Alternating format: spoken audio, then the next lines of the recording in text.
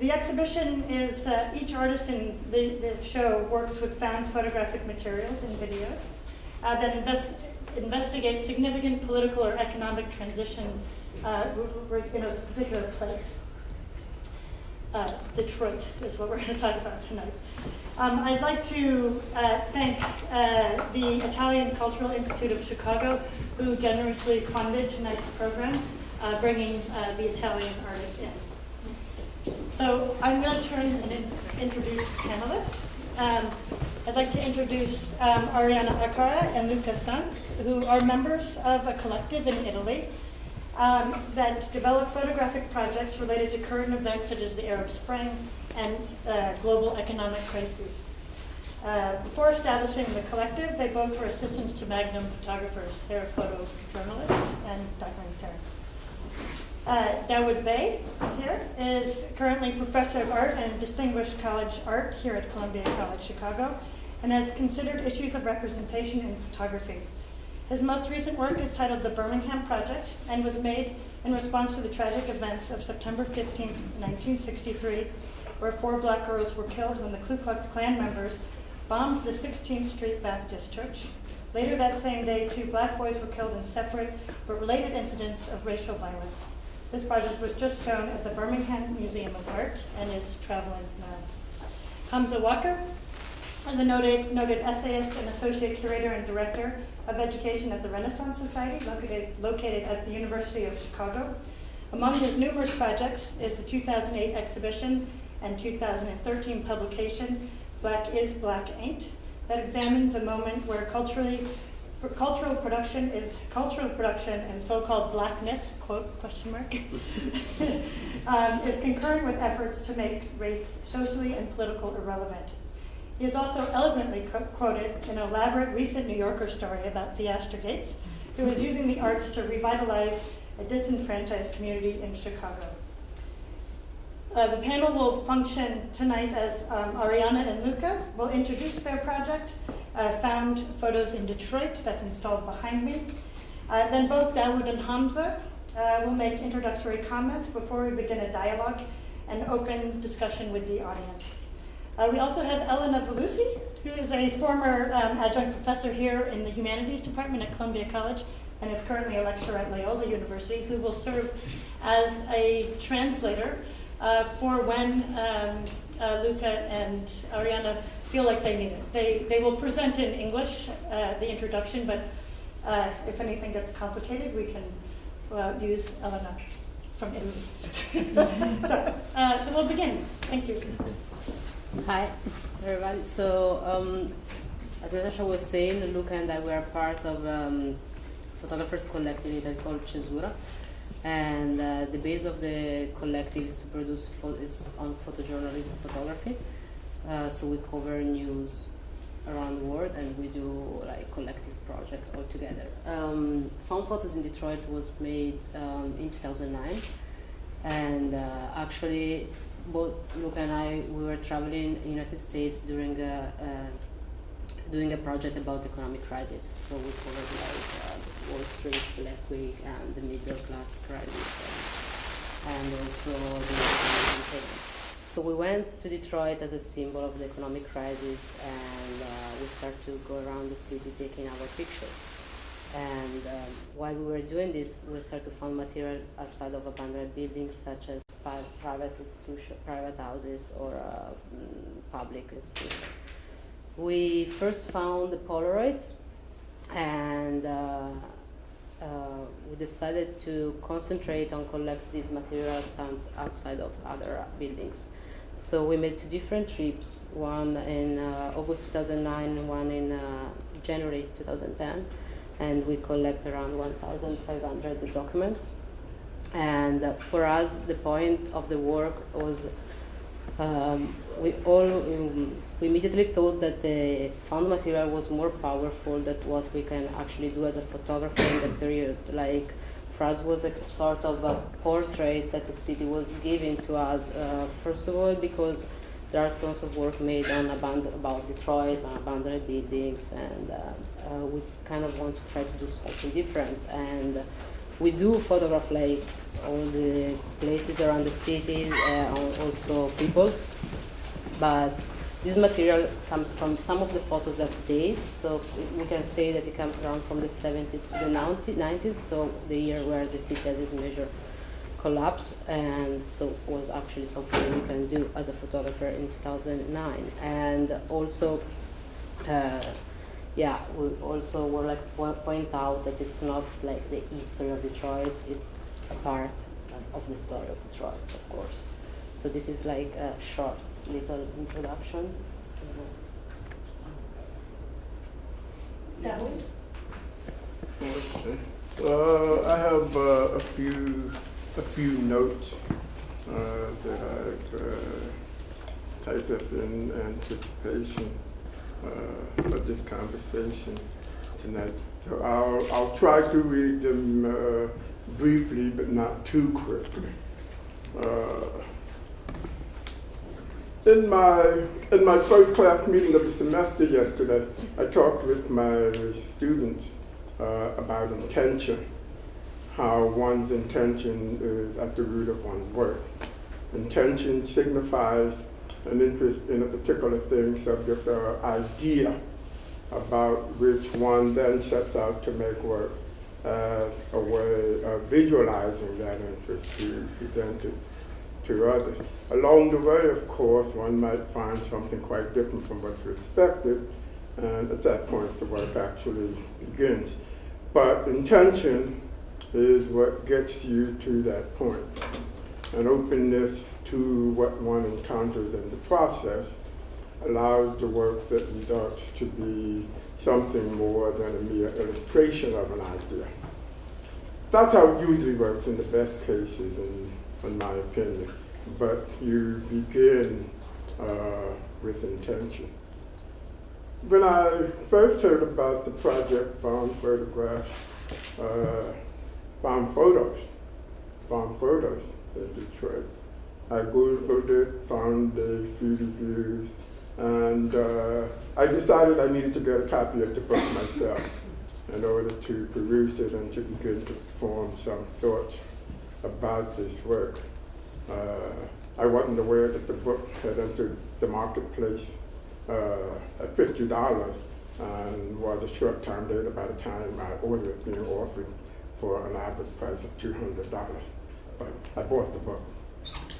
Clearly something was going on here, since this rise in the price of the book straight out the gate suggests that it's being both embraced and to some extent fetishized and commodified as both object and subject. The Black subject and present in America, of course, has a long, complicated, and messy history of objectification, fetishizing, abuse, and commodification. The Black urban subject occupies a particular niche within that broader discourse and is sometimes framed as embodying what ails America. Modern-day Detroit occupies a distinct place within the urban conversation and is most often visualized in ways that reinscribe the lens of social pathology through which Black urban experience is often viewed and discussed.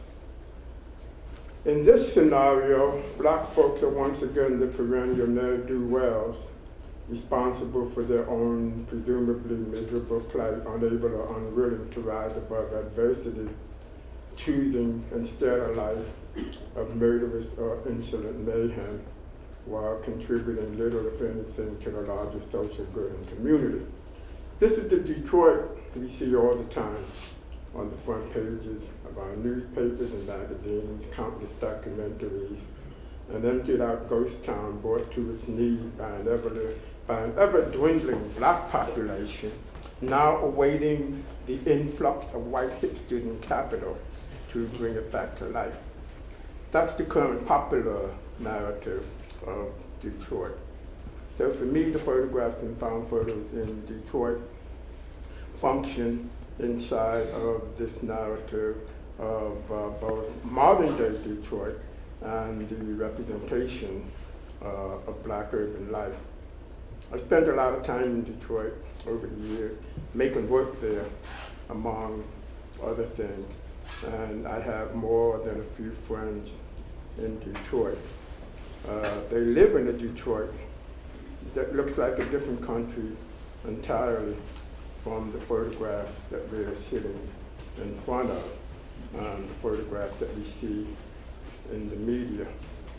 I often wonder whose interests are served by this never-ending diet of destitution, and why we don't see more of the Detroit that populates, for example, the work of photographers like Dave Giordano, whose work does not skirt Detroit's trauma, but also visualizes a multiracial Detroit made up of communities and people much like any community in which people live, love, work, and get on with the business of their lives.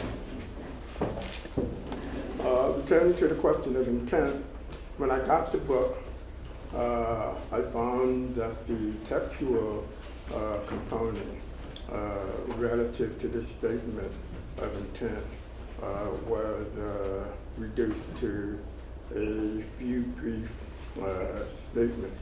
So, being ever curious, I thought I would come tonight to find out more about the intention of the two photographers whose work we are sitting in the midst of, to see if we can perhaps get at some of the various issues that cling to this work, among them issues of race, class, privilege, privacy, appropriation, authorship, public display, and spectatorship.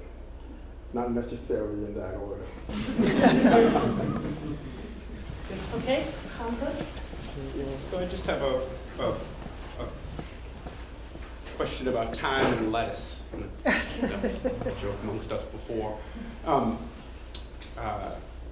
just have a couple of comments. I really appreciate what Dawood had to say, and I concur with a lot of the sentiments with respect to Detroit as, regardless of, I think, whether or not you've been there, or if you've been there once, if you've been there 8 times, I think there is a Detroit that all of us have in our imaginations. So it's the kind of place that through media reports, the idea of Detroit, which is seems often as palpable, probably the place itself, in some sense. But I'm curious about the insider-outsider relationship. Who as far as what does it mean, as if there's a bottom for someone who's not from Detroit, let alone the States, to come and to do a project about Detroit. So I think that actually says a lot for, creates a kind of tension, I would say, automatically, whether independent of intent in some sense, right? So before we were talking about the perception of films in their country of origin versus abroad. So I was telling them that I had friends, there was the Bruno Ganz film about, that was the final day in Hitler's life or whatever, I can't remember. But all my German friends hated it, and it was, critically acclaimed here in the United States.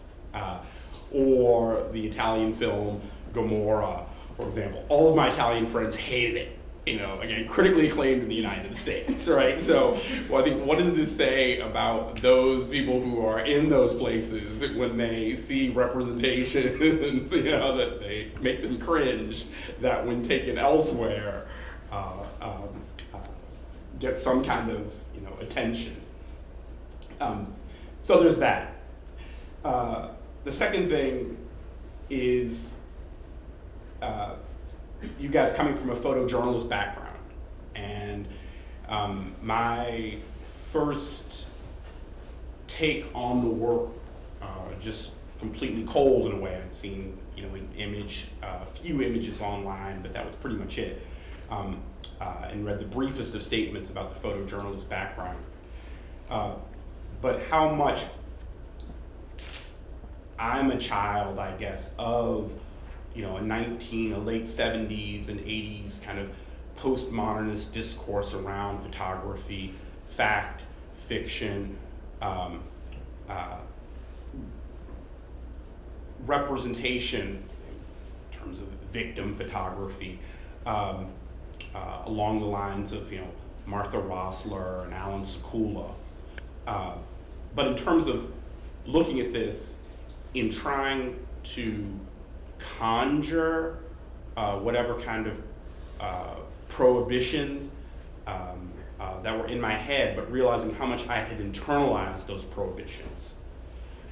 So I don't think that the what I might ask of this work, which is like, in this grid, very, very dense and kind of intense, it didn't seem aware at all of that prohibition, or that level of discussion around what it might mean to make assumptions about the self-evidentiary nature of a place, right, through these kinds of representations. In which case, would it be, is it on the hook, I guess, right? And I don't feel as though it is, actually, in a certain sense, because of the kind of display in its density and intensity betrays a certain kind of naivete, and I'm saying that value-free, it's not judgment, right? In which case, since it isn't abiding by or doesn't seem to be aware of that prohibition, then I'm the one who's conjuring it. So what I have to negotiate it? What can I deal or not deal with? Which is kind of interesting about how I felt myself like drifting out or pulling away from the written text as kind of symptoms of a kind of psychosis that I just don't want to deal with, in that sense. But it didn't seem what kind of editorial mechanism, not knowing the full breadth of the work, would even I begin to use with just what's presented here about what I deal with, what I'm editing out, what I go into, what I don't want to go into. So those were just my two, immediate. 1 second, I have to ask him. Allora lui non ha spiegato che cosa significa, secondo me quello che intende. No, I was asking a point because I really want to be sure to understand everything. So about, it's not really a value-free, right, work for us. Actually, the archive is about 1,500 pieces, and we spent a lot of months like editing and deciding what to show. So we took off actually the cruelest part. There are some images that are, powerful in a way. Luca and I decided actually to take out all that. We have tons of images like of autopsy and all this kind of material. And yeah, I'm sorry. So and we actually decided to take it out because for us was like too much of it. As you said before, like the history of Detroit, it's well known, and as a foreigner, it's like a symbol. Like everybody, goes to Detroit. We actually went to Detroit as a symbol of this huge crisis.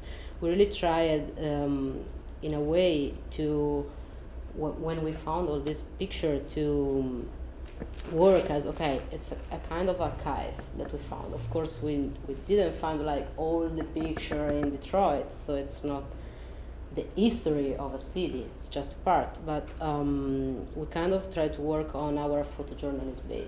So it's a kind of, we treat it as a document, sort of as a proof in a way. So it's a document, and for this we didn't take out some of the images like the child or other stuff. We kind of take out all that material that was obvious, like gangs, autopsy, homicide, all this kind of stuff. When you see, it's interesting enough because we talked about this downstairs. I only recently found out that you are a photojournalist. When I got the book, the sparsity of text, this presentation with very little, didactic, Yeah. I assumed that you were two conceptual artists. Yeah. So when you went to Detroit, you didn't go looking for this, but what did you go to Detroit looking for? What took you to Detroit? Yeah. And then how did you shift from that to this? It is. Yeah, actually on the website of the collective you can find the other project that we made in Detroit, which are pictures that we took. So we went there as a symbol of the crisis. I have friends really good friends from there, so we were kind of like, okay, let's go there to see how it is the city, and then we decided to stop for weeks. And what we will actually want to try to do in 2009 was more to concentrate more in the people instead of the abandoned houses or buildings that you see often in the works about Detroit. So we actually went around with people from Detroit trying to get inside the houses and speak with people, try to have a different feeling, because Detroit is not just that. It's not just what the media show. It's actually, Luke and I were there like a couple days ago, and it's totally changed. We were like, wow, something is moving here, and it's a really good energy. I think it's getting better. So we try it, to meet people and hear stories from people, because we think it's the real thing at one point, instead of all the image that you found. While we were doing this, we started to find this material, and we really fell in love with it. We were like, okay, I actually collect found photos in my life, so for me it was the first time that I actually found a body of work, and the difference was that, okay, we can in a way report what is going on now. This material, it's from the past, so there was the difference. We can speak about this story in a different way. So we decided to concentrate with the found material, basically. Maybe you could talk a little bit on something Hamza was talking about we're in an art museum, and so there's a very different context than photojournalism of having it in a magazine and the story being told where it's typically with the story. But you remove the story from the pictures. There's no caption. There's no journalistic story that typically goes with photojournalism. That you've created just a visual story. And what happens when you do that is what we're talking about, this postmodern fact versus fiction. And are you creating, or do you want to, as photojournalist, to be telling a story and we want to know about these people, or is it, can we make up our own story and mix in what could be possibly fiction, or is that not even possible? I Or think is that it's something possible. you're interested in? No, I think it's possible. Actually, we thought how to expose the project. We really thought about it. Like the frame of the Polaroids, if you see it, starts from a faded picture, and then you can start to see faces of the people. And actually there is a narrative also inside the book. It's not okay. We kind of there is a middle line. It's like we kind of try to treat this material as an archive. Photos that we found, okay, we show it to you, and that's it. In other way, of course, we tell stories. So there is a story behind it. But basically, it's not just one. You can see, and you can see a lot of faces, and then you see a lot of places, and some situation happens. So of course, and there are letters that of course, if you put this letter near a picture of a baby, you can your mind start to create stories. So of course you can, in a way, build your own story on the picture, also because you don't have any caption on it. So you're crossing the line. Yeah, from we're photography kind into of art. crossing the line with this project. Yeah, So this is I art. think it's kind of stay almost over there because we don't really feel like conceptual artists, and we really try to leave also which is weird because in a way it's like, you know, if I put this picture like in a white frame or whatever, it probably gives a different feeling. But yeah, as you said, are kind of like are more object than photograph in a way. You talk a lot about the photographs being there for evidence. You found the pictures, and this is evidence of a declining city, or evidence of something. Yeah. Plus, it's evidence. Some of it is real evidence of crime pictures. Yeah. But then you take that evidence and sort of put it into a different light, in a different Context. context, mixing it together. Can you talk about how you formed the groupings, like what Yeah. goes in each frame? Basically, the work that we made, because it's not like we found the material in a box. Some of the pictures were inside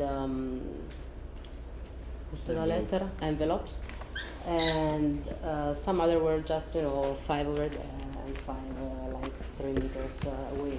So, and some of the picture actually on the back, they have numbers, like the red house near the child. So in that case, we just, you know, follow the numbers and try to recreate what it's probably from the police department. So the crime scene in a way. And basically we stick to that. We didn't move or create stories in a frame. It's like we found them together and we put them together.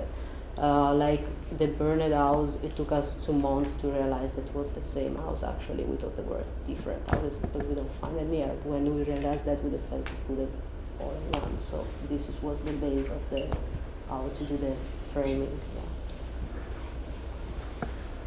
Yeah. And I think going to some of Dawood's comment, or maybe it's more Hamza's, about sort of being an outsider and coming to the States you obviously have heard stories about Detroit. It's a well-known story. So what story is it that you want to tell with this work? Yeah. What new story? What? Is there a new story? Is there what different? I don't think story? it's a new story. It's kind of like the example I was making about Gomorrah. It's like there are some places that are full of stereotype in a way, and Detroit, I think, is one of the place. It's not like we wanted to do something like to give a different story, or also because it's not like you give it with this kind of material first.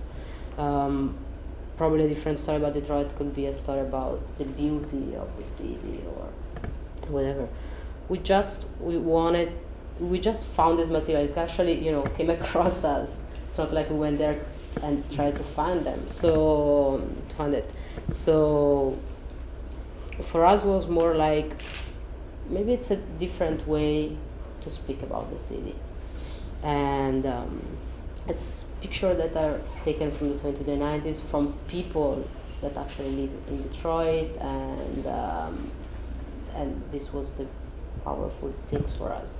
So it was more about trying to find a way to tell probably the same story in a different way. Yeah. I think part of the challenge is this notion of subjectivity, because the viewer is always going to have their experience of the work that is related to, but different from the experience of the person making the work. That's always true in this work or any work.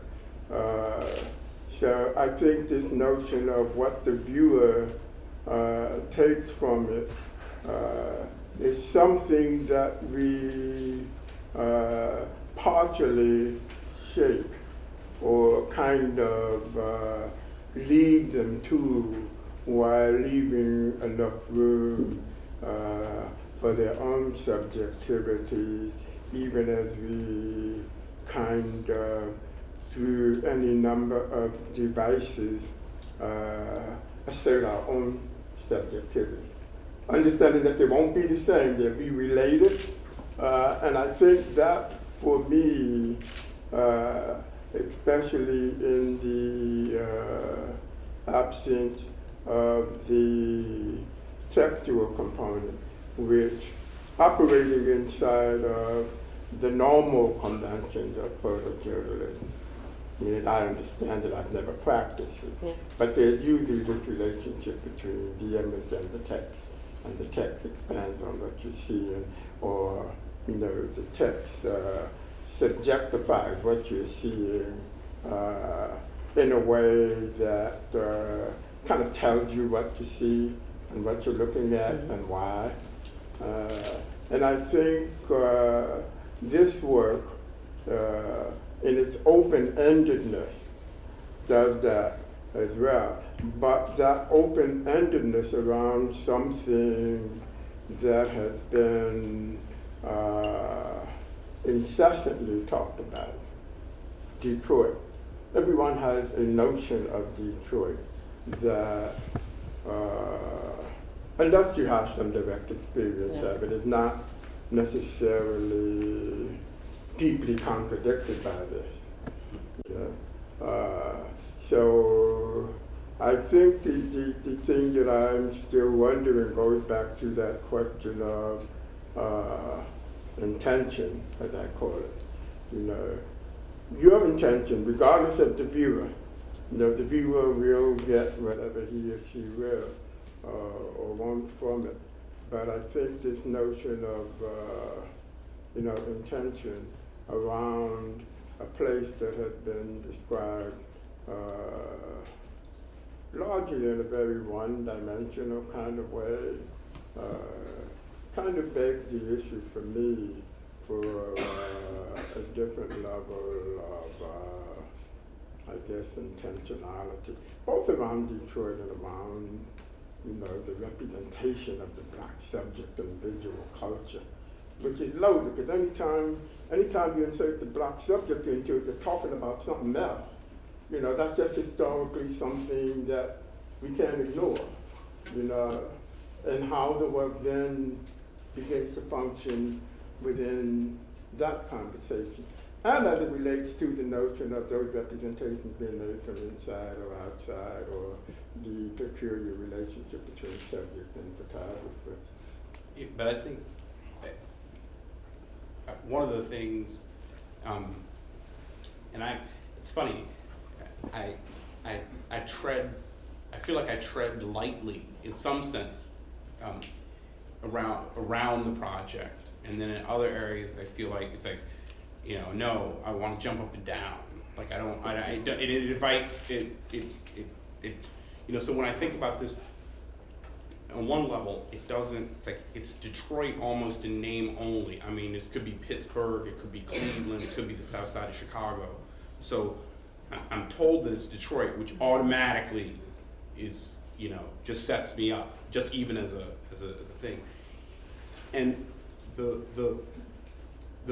in some sense, even when I have your concerns, the fact that they were found, so I can't even ascribe the ascribing intentionality in some sense is like, well, you didn't take the pictures, so it's not like there even is a black subject insofar as it's a self-presentation of a subject that didn't understand themselves as a black subject when they were filing their insurance claim. It's like, I sent my insurance claim in my burned home, and it's like, here is a black subject's insurance claim. So the photographs feel like they were, the functionality or the use or what they were put towards, they're completely non-aesthetic. So that my art questions feel like they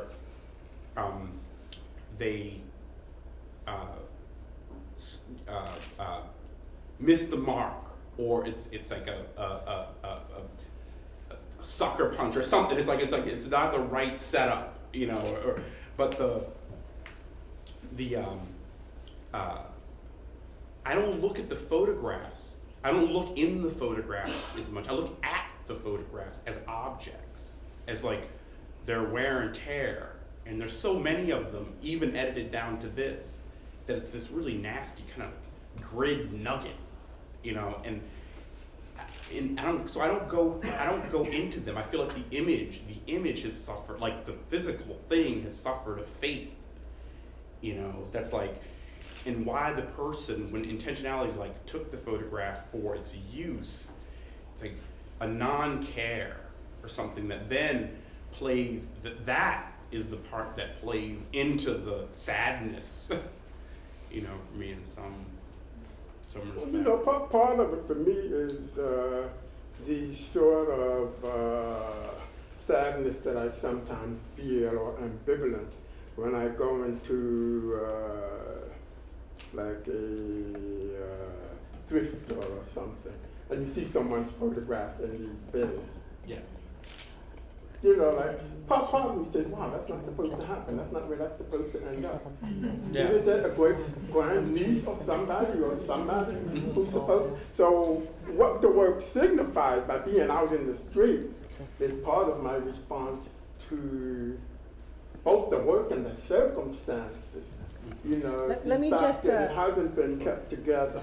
Let me just translate a few things because we're shifting to a different, something different. So I want to translate what you said, what you two said before, and then maybe we can move towards the rest. Okay, so I'm going to attempt to explain something. Eleanor's going to explain. Maybe, hopefully.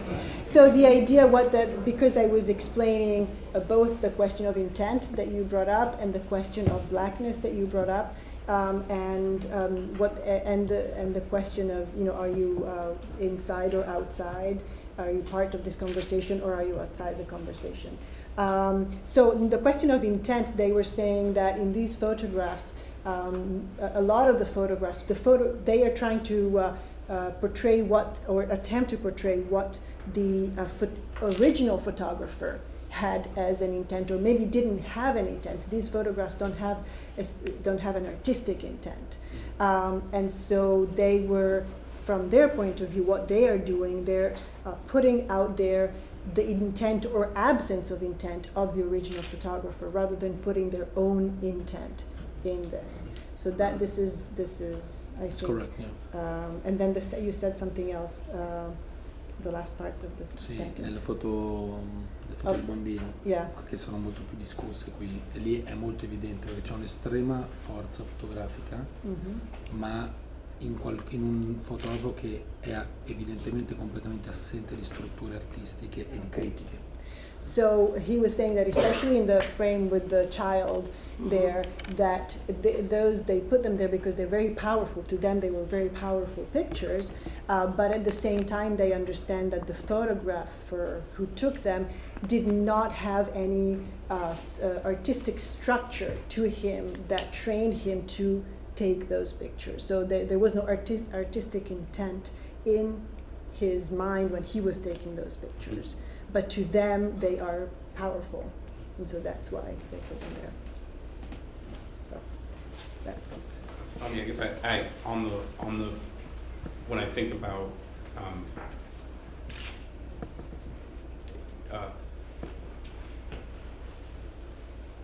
where a certain trajectory, I guess, of again, I was talking about a discourse from back in the 70s and 80s. That question about photography as a fine art form. So this is kind of a different kind of insider-outsider relationship, right? So there's two insider-outsiders. There's the insider-outsider relationship to Detroit, and I would say there's an insider-outsider relationship to photography, or at least this, you know, the fine art photography, let's call it, or something, right? But the whereas photography, at least, you know, since the photo secessionists, the late 19th century, its efforts at achieving some kind of legitimacy as a fine art kind of overshadowed, and this was sort of, I think, a counter argument running over the course of the 20th century that doesn't really come back until the 1960s in a way, is why would it ever want to be art in the first place? So I feel like that as a which is something that I think we still tend to overlook, right? We that here we have uses of photography for purely instrumentalized purposes that are just willy-nilly and scattered and blown to the wind, you know, that are then marshaled together, right, and then raised to the level of display. What I feel like is like, you know, another counter discourse is like, you know, to quote Paul D'Amato, my feeling about some of these ways, like, please be free now. Like, they're all in these grids and their density about them. I almost want to go counter and like redistribute, you know, it's like they were once free or tried to be free, you know, but then you guys came back and it's like, no, you know, and like, you turn them into art, which is like, oh no, you know, and you know, so that and that to me is actually the kind of like, I'm gonna say like, ethical question, not whether or not, you know, is it right or the victim photography one, but just like, it's like, you know, when it's all gathered together and called art, it's like, oh man, this is so sad. You know, just the act or effort or a certain kind of imprisonment or something, you know. Yeah. There's an interesting story that I think is somewhat related to this. I can't remember what book I read it in years ago, but a photojournalist who was driving along and encountered a devastating accident between a school bus and a car. And I think the bus had overturned. And he instinctively went into photojournalist picture mode until, looking through the camera, making the picture, he realized, my God, it's my daughter. Then it was no longer photographed. He was no longer a photojournalist. And I think part of the way we derive whatever experience we want to derive from this work has to do where we choose to stand in relationship to it. You don't see any pictures of your cousin, do you, or anybody? You know what I mean? You know what I mean? So we can have that conversation, the different conversation, the conversation of I'm photographing a disaster.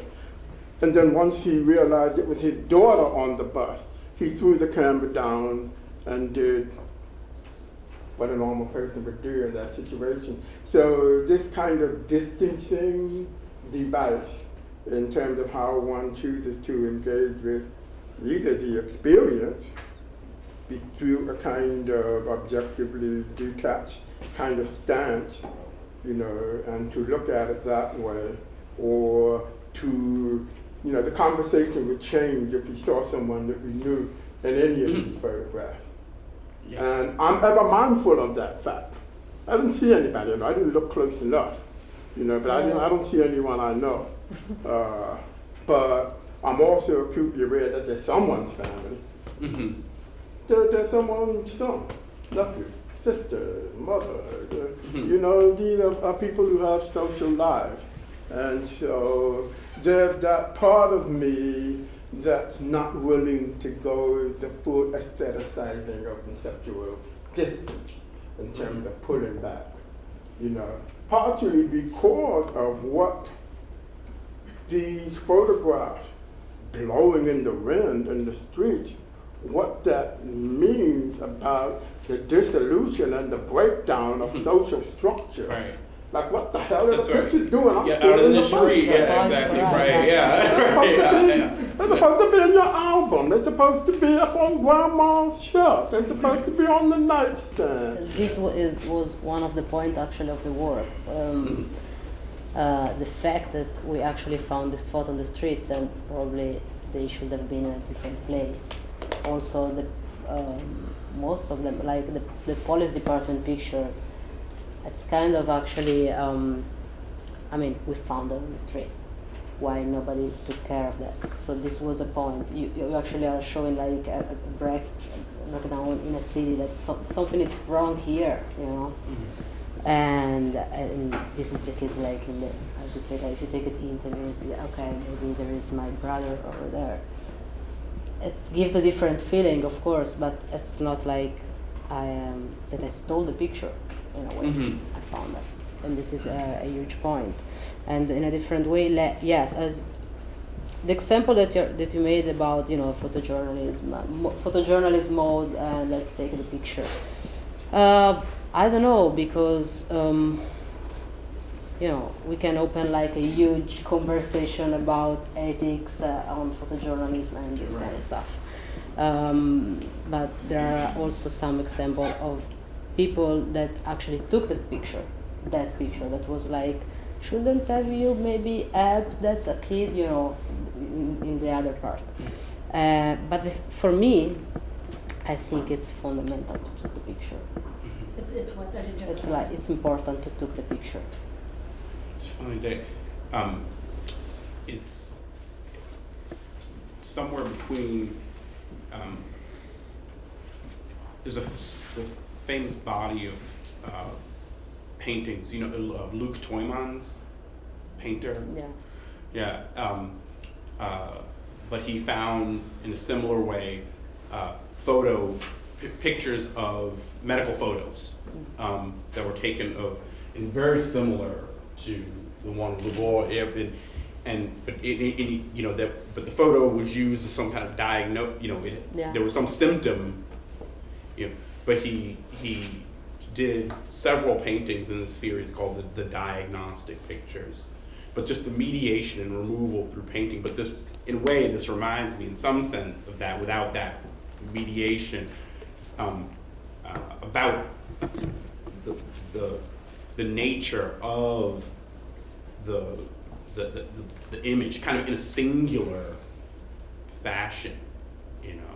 But I have this. They strike me in terms of at least the palette, you know, in the same kind of key.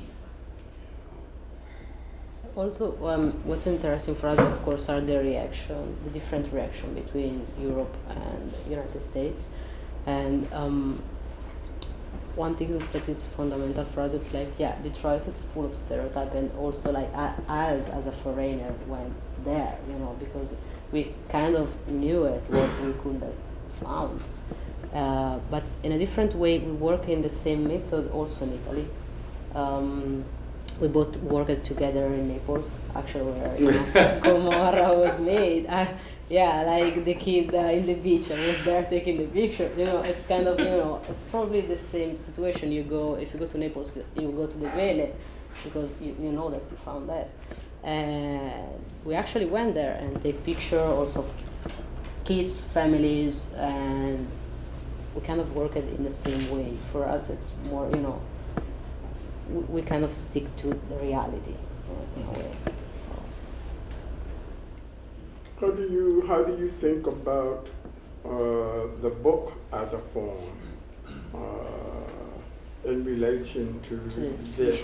Because this clearly, you know, this objectness that you're speaking about is clearly more vivid in this particular form. Yeah. So how do you think about what is the relationship between the book and this? Yeah, like the book, we tried to give the feeling of object also in the book, because actually the size is made, the biggest picture that we found made the size of the book. There are just a couple of pictures that have been blown out.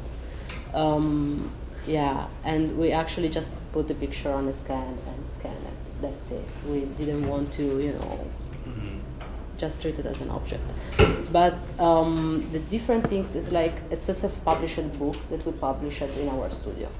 And there probably is the point that you were making about conceptual art when you saw the book. We kind of didn't want to and maybe we were wrong because we kind of didn't want to give, the conceptual art or whatever on this project. So we tried to really leave it as simple as possible. Also with the text, with an introduction, and because like the story of Detroit is well known. It's not like I'm going, to repeat all the story of the book. So we tried really to leave it as simple as possible, and probably because at one point we made a first exhibition in Paris, which gave to the work, people were seeing it, so it comes out at one point, and it was actually bigger than us, when we didn't expect actually so much, people looking at this project, and at one point we had to choose between a huge publisher and us. And we decided to go with us because we really wanted to show the work as we see it and as we feel it. Because in a way, the huge publisher could have put probably in the cover, there is a picture, I don't think it's in the exhibition, of an American flag that is actually, it seems like it's burning.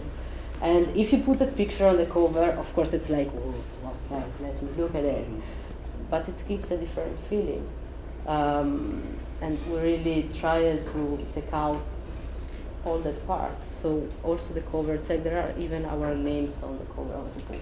We really tried to leave it. It's found photos that we took, actually, and that's it. So we tried to stick. Actually, we made first exhibition and then the book. So the book is based on the exhibition. The first one that we made in Paris was similar to this one, but just was reverse. And also the book starts with the Polaroid, so it's pretty similar to how is it on the book. So I guess at this point I'd really like to open it up to questions for any of the panelists.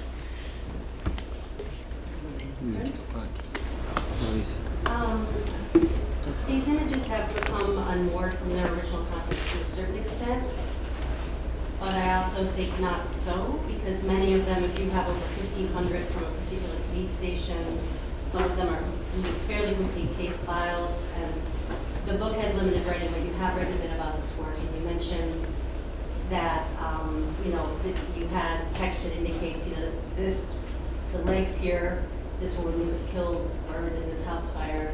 This boy here, these two boys, were the victim of abuse. And yes, this photographer did not have artistic intention, but his intention was to make these pictures to help this person and to keep these images confidential, not just private, but confidential for the protection of these people. So these pictures make me very sad as well. And now with your question about distance and intellectual distance, I'm all for intellectual discussion, and I think there are a lot of questions that can and should be addressed, but I wonder at what point do we just say, this is wrong? Where are there lines or boundaries? Where do those lines and boundaries exist? And if some of these are not that, then what is? You're asking me? I don't know. It's been on my mind this work. Yeah, if they're not that, then what? Where's the boundary? If this doesn't cross a line, and I'm not about lines, and really not, but something about some of these images really. Or maybe they're both of those things simultaneously, and maybe that's the tension of the right. Yeah, because when I was first asked about being a part of this panel, my feelings about the work were largely unresolved because of that tension, around how we as artists do the work that we do that is always subject to some critique or another. I've been subject to that critique for making photographs of young people and putting them in museums and galleries. And one writer said that I'm exploiting them as a consequence. So this desire to read the photograph of the subject through one subjective place and to then ascribe that meaning to the person. It's a very complicated set of issues. You know, it's complicated. But you know, one of the things that I was thinking about that photograph of the boy that was made as evidence of abuse, and he got some marks on him. I think sometime within the last week I read an article, probably in the New York Times, about any number of kinds of evidence that have disappeared from Detroit police precincts that have been closed. They haven't been emptied, they haven't been secured, they just, everybody walks out and leaves everything there. And some of that evidence is evidence in live, ongoing cases. Which these could potentially be. Yeah, so what's the implication of that? You know, I think there are actually some profound implications, something profoundly wrong about all of that. That they ended up that way, you know, that there's a state of, you know, social dysfunction that put this boy in this position, that those photographs are in a file in a police precinct that's now empty, that have somehow just been thrown out in the street. And, you know, there's something terribly wrong about all of that. Probably, in a way, the least of which is that we're sitting in front of. That's probably not probably the least of it. You know, the biggest issue is, you know, in terms of what these photographs represent and why they're even here, that dysfunction is so profound that I think, in a way, the work leads to that conversation. See, now that's my conclusion. That, you know, that's how I give this work meaning, is that it opens up this conversation, your question and any number of other questions, even questions that I have, but just the fact that they exist, that one could come from thousands of miles away and go, and these things are just out there, that once had value, you know, whether value as evidence, or whether somebody loved Tyrone and wanted to make a picture of him so they could have, whatever. At one point it had value. And the complete breakdown of that kind of communal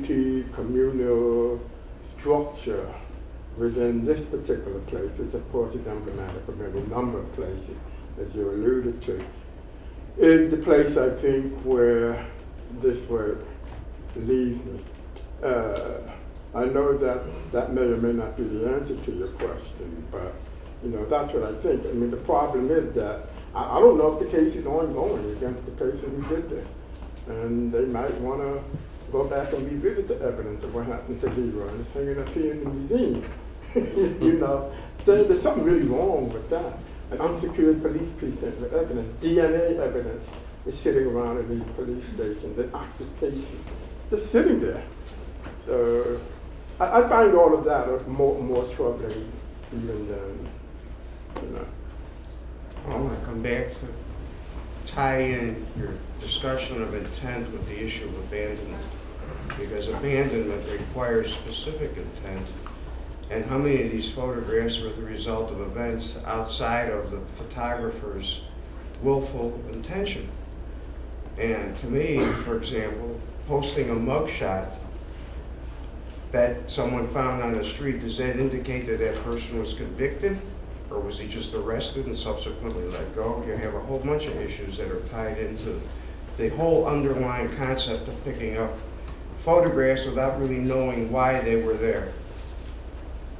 And unless you can address that issue, okay, you got some real societal issues about just taking people's picture. I don't have any problem so much with houses, but the minute you start putting people into them, then the question is, did they intend that that picture be found? Did a bank take over their house? Did the sheriff come by and throw the property out on the street, and did the person get arrested and had to walk away and had no intention to leave his property there? You don't know any of that. So are these really truly abandoned? Who knows? That's the problem I have with it. Yeah, actually, there is one police station where we outside found some material that is. We went there like 2 days ago. It's not there anymore. A lot of the place where we were going in Detroit have been, how do you say, buttate giù le case? They were just destroyed. Yeah. Of the buildings Tore were down, both tore torn down. down. Yeah. Actually, in the place of the police station now there is a fire, pompieri, fire station. Yeah. Fire station. So I actually don't know if these images could have been lost in any case. Probably houses will be torn down with a picture and whatever, clean it up, you know. So, and of course, I agree with what you're saying, and I think obviously Luca agrees too. It's more about why we have this picture here at one point. That's the biggest question for us. And putting these images on the wall, actually, we think it's a project that raises question more than giving answer. So this was for us a powerful thing inside the project also. It's funny with that question of right and wrong for me. When I really say it's all just sad, in a way that almost trumps. I mean, the ethical quandary about the line. It's like, well, is this drawing a line I never knew I had? Like, with another thing. But then it just trumps the because just going backwards back to the social decay thing, and that sorrow actually kind of like it almost belittles the ethical in a way. And for that, and then I don't know at that, can I call this work like wrong? And then, I mean, is that really, and it seems small to call it wrong. And it may be wrong, but it seems, and not that I would, celebrate or applaud it for its sadness, but it is just really just sad. Like, that's, almost worse than just being wrong sometimes. When you ask, it's like, why is the world the way it is? And you just can't unravel the ball of yarn. Do you also think that maybe this works as a question? So there is a lot of question and discussion about it because it's actually in a time period that's near to the story. Because I think that this work is already in the past of Detroit. It's not Detroit right now. But is the right with question because we are kind of near with the year? Because what about all the archive photos of police department that we see? I don't know. Let me think about Ouija, for example. Mm-hmm. It's when you see those kind of pictures, it's not like you have the same feeling inside when we see this. So I'm thinking about what about this project in like 30 years, maybe. It would probably give different things, maybe, in a way. Maybe. Well, I don't know if this is going to develop into a question or not. But I'm thinking about when you're talking about the idea of this escape, like the family album escaping out into the world, and listening to Hamza, you're talking about these images want to get free, try and escape. But to me, it seems like it's possibly the other way around, and that photojournalism so often aestheticizes things in a way that they become unreal, even though they're real events. To me, it seems like the images, at least that are shown on the wall, serve an importance because it's the grotesque underside of things that has not been aestheticized. And they're almost images that need to be seen over the aestheticized storytelling that exists in today's, like in modern and contemporary photojournalism. I don't know. I mean, it comes a little bit. I mean, the evidence is interesting that it was part of police evidence, and maybe the case is ongoing or not. But part of it is a reminder that this stuff is always happening as well. That stuff exists, and that it exists in a way that's not necessarily beautified.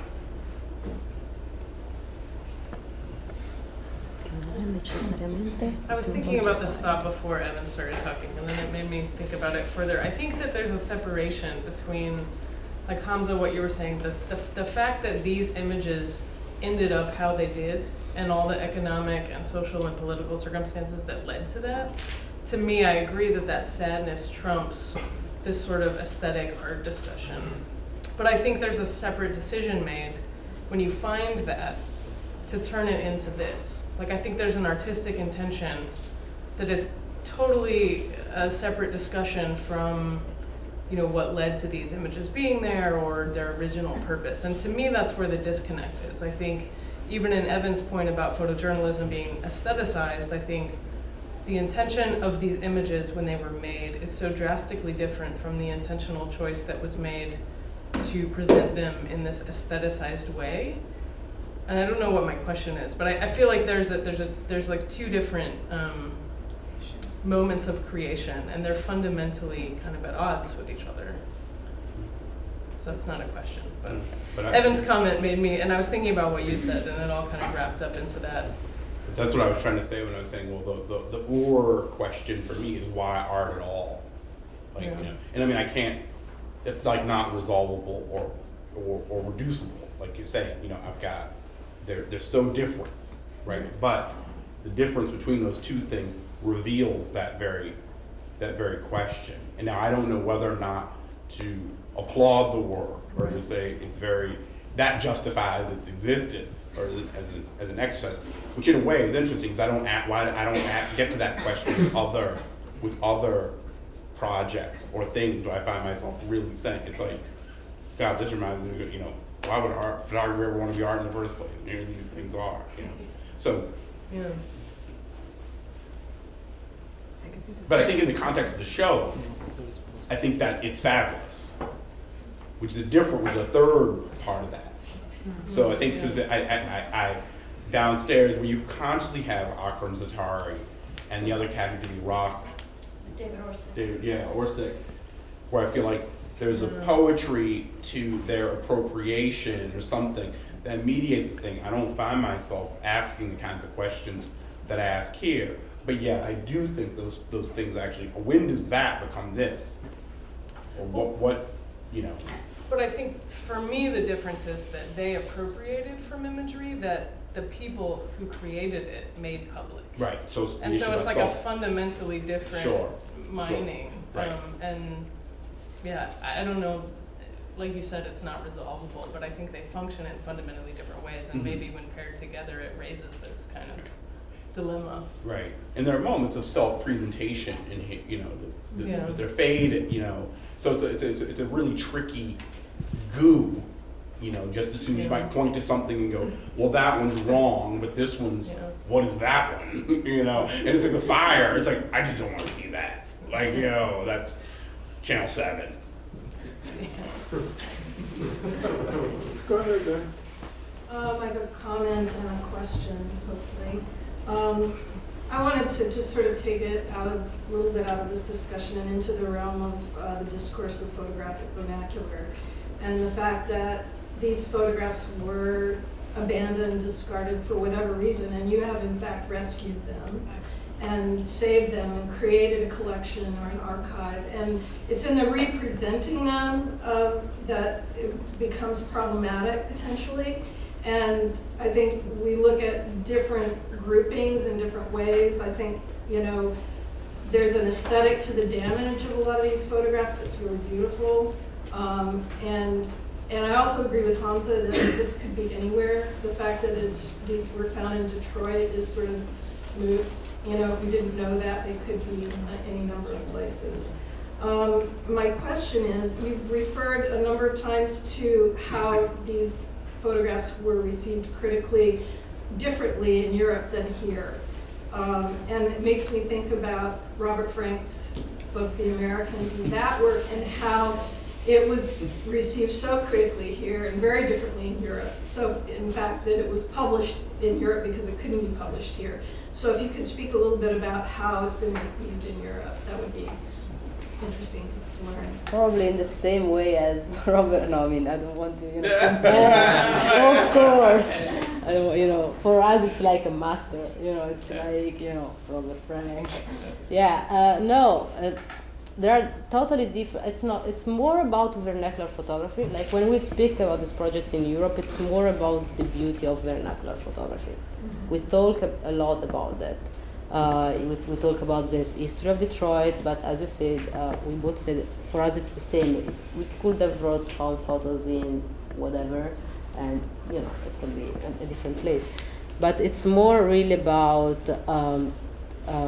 rescuing these images, putting them in an archive and showing them and speak about the beauty of some images and the intent of the original photographer and how can a known photographer actually made some beautiful picture. We speak a lot about this, less about we rarely comes out question about the kids, for example, which I think it's normal because it's their own. So of course it arises question on African American issue, which in Europe it's a totally different situation.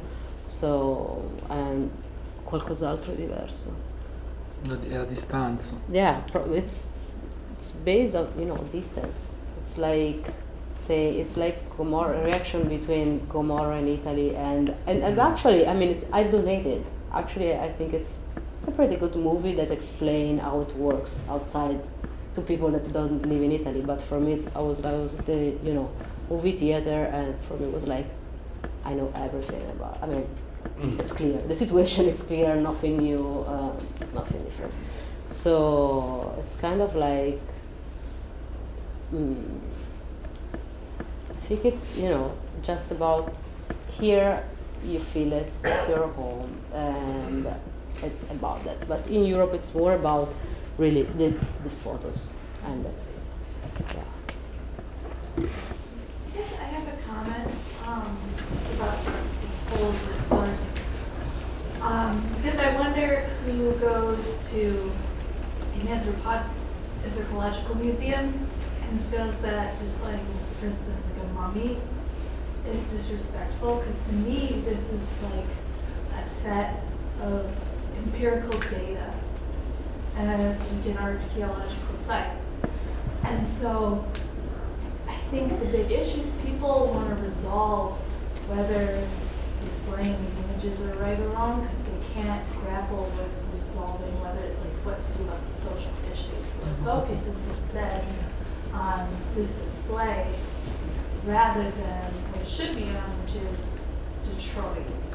Maybe that's because of how recent it is versus because it's like a dead body, for instance, is a dead body, and whether you're looking at a mummy, which is science, or this, which is like this controversial artwork. I don't know. I think that's an interesting distinction that everyone's making. No, I actually think I don't see. Okay. It's actually one of the point of the project, in a way, answer to your question. This is just one I want to say. It's not like we didn't really have any artistic intent in putting this material on the wall. Was more about showing. I think that the biggest question is at the end, why we have these images at one point. So it's more it's speaking about that than having huge artistic things on our mind about it. So I think they agree with your Yeah. comment. They're more in that kind of frame of mind. Three short questions. Is this going to be shown in Detroit, and how do you think the natives of Detroit would receive it, and how do you think somebody that might know somebody or might be in one of these pictures would receive this?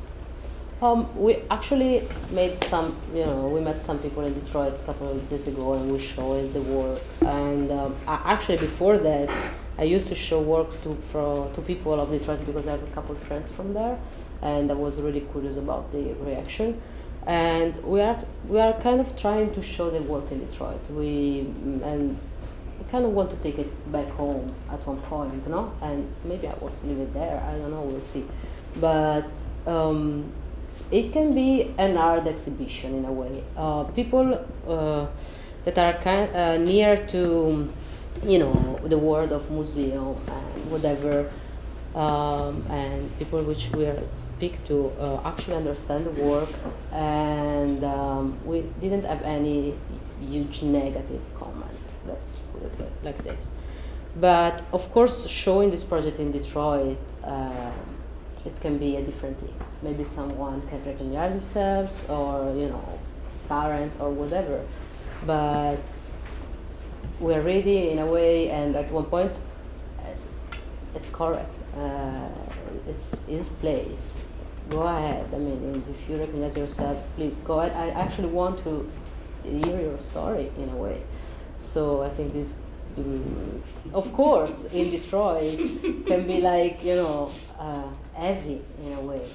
If you see yourself, call this cell number.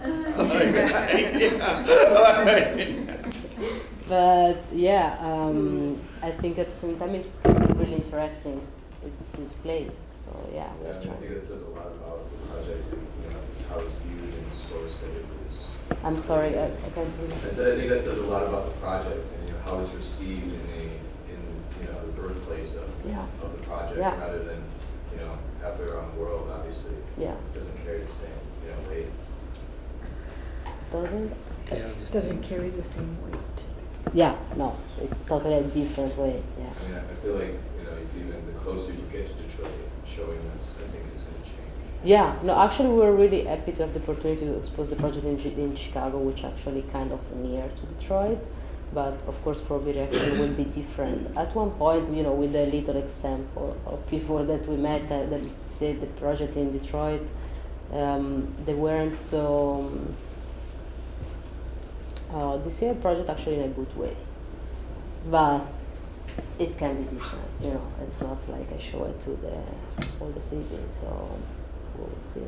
So we're just going to take 2 more questions. We'll go.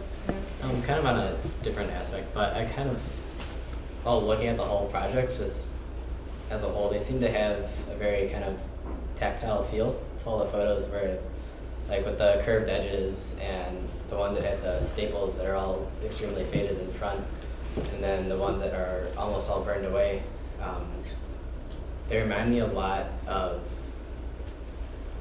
like insect specimens that you would see, like you would pull out a drawer and then there would be insects pinned down onto a pad that would be in a frame that looks similar, with the wooden frame on a white background with the glass protected over it. It makes me feel that the photos here are kind of, could easily be viewed as specimens. I know it's kind of, you're talking about how you're archiving these to be able to kind of continue to tell their story. I was just wondering if you had that thought while you were framing and putting the show together. Did you kind of have the purpose to, I don't know, have them be able to be shown out there as this archive state, as Detroit kind of view these as specimens of different aspects? Wait, specimen tipo gli insetti dice? Sì, Le bacheche certo, degli insetti. Esatto. Okay, I got it. No, yeah, of course, we thought about how to frame these images, but the point was that we really didn't want to reproduce the images, because to reproduce the images, it will give a different feeling. We really want to have the real things. So, of course, you know, some of them, like the Polaroids, there was no way, you know, that was kind of the only way to show it. But at the same time, we treat it more like an object, so it's similar to what you are speaking about. But the first point for us was not to reproduce, but to show the original things here. We'll do 2 more. At one point you said that you specifically are not putting your own intent into the photographs, and have talked about like sort of trying to represent them honestly and a specimen and archive and this and that. And I think I take issue with that, just because you aren't really addressing your role as editor to paint and like shape a narrative in the work, and that you are dictating what we see, and you are controlling a lot about it. It's not. Yeah, I'm sorry. Ci sto controllando, Cioè che c'è un secondo certo lei senso non è vero controllo. che stai solamente mostrando l'archivio perché tu hai scelto, tu devi essere nel... Certo. Perché tu stai controllando Certo. e stai raccontando una storia, anche se dici che non stai raccontando una storia. Questo è il modo, è vero, come raccontiamo una storia. Yeah, I'm sorry, there were some words. No, yeah, you're right, totally right. I mean, the archive is, I mean, there are a lot of pictures that are not hanging on the wall, but we kind of, as we said before, we took out the cruelest picture, and for the rest, we kind of tried to stay as real as possible with the material that we found. Like sometimes they ask us why there are so many African Americans instead white people on the picture, but like the percentage was this. Like in the books, maybe you find more picture, but it's actually what we found. It's not like don't think that we took out tons of material. Actually, like we have tons of material that it's like nothing, like totally ruined picture and nothing on the front to show. But like what you're saying, I think it's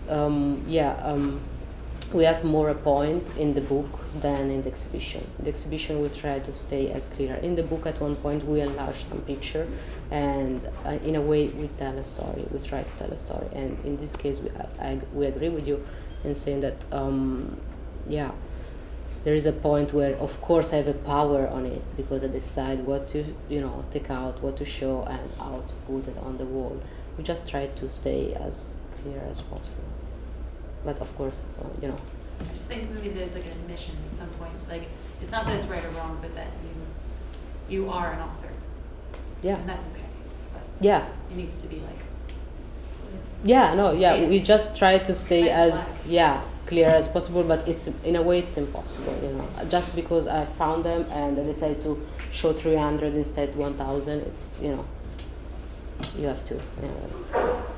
Spencer, if someone has to go, please go. We'll just keep going a little longer because Spencer. I think a lot of really interesting points have been talked about, tonight, and what mainly brings up my question is talking about like this whole show, and how different things are relating, different artists are relating to each other, and Thomas Salvine's work on the first floor, he did this similar thing where he was taking pictures that weren't necessarily meant to be found, but they were meant to be sold. He took those images and recreated them, and who knows if all of those people know that he's presenting them, in a museum in this kind of elevated artistic sense, but that he's still preserving this history, right? From 1985 to 2005 is kind of when he says the images are from.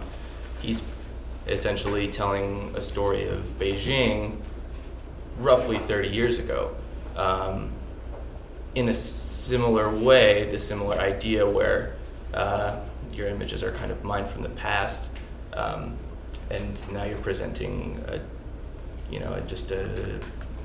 it's hard to say the right word, portrait, a story, just a representation. You're showing something to the public.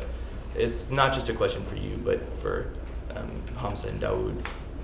How do you think this? How do I rephrase this? What do you think this story is saying about the past? Or how do you think it's going to be seen in the future? I guess I asked that because you mentioned that Detroit is changing.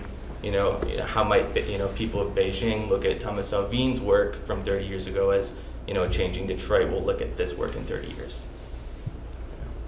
It's kind of a lot, but for anybody. I like your comment around about what just that question about how will this work perhaps be viewed. Think of it as a time capsule. So the problems might be just simply ones of what does it mean to display it, really, but the idea of keeping it, or flip side, I guess, is like you guys actually have this archive and you're caretakers in a way. These images might be maybe finding them and holding on to them and realizing that they will have another value or be viewed anthropologically, in some future. I don't, like you were asking a question about them being a certain past. Yeah. And there's something about them that I'm not willing to let go. I mean, it's tricky. It depends on the image, maybe. But by and large, I still find myself connected, you know, to the to this moment. I mean, they're still related to a narrative that leads up to this present. So I can't extricate. I'm not ready to let them go into that time capsule. I'm not far enough. You know, like another couple generations, maybe you can look at these that way. But it's funny right now, you know. It doesn't feel like the past. It's a piece of the present. But, you know, it is a piece of Detroit past and present. And maybe because some of them are older, they kind of collapse the past and the present. But I don't think, for me, it's a piece of the present. I would never, because of my familiarity with the place, I would never call it either its past or its present. You know, in the way that everything becomes a kind of subjectified, you know, fiction. It's a piece of the past of this particular place. But I don't see it, you know, maybe it's because of my loyalty to my friends in the D, you know, because I know this is just a piece of, you know, so for me, it's a piece of representation of an aspect of Detroit's past and present. But it's just that, it's a piece of, you know, a very deeply flawed and problematic piece of that has a very real, you know, social history attached to it. But they are remnants of a piece of Detroit's history. I think you guys can come up and ask your individual questions, but I think we have to thank them, thank the panelists.